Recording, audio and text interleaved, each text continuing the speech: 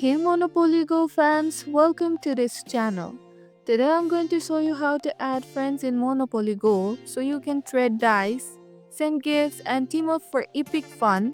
Let's dive in.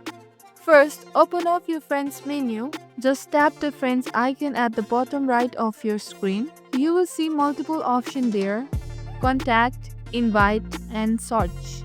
In contact, you need to add a phone number.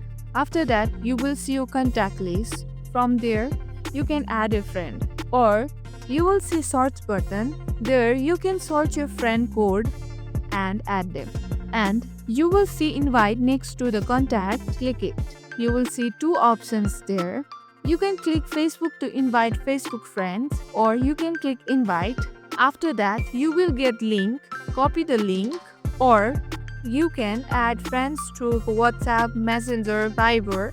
Tap your friends. You will get the link in your message box. Tap send, or paste the copied link and send.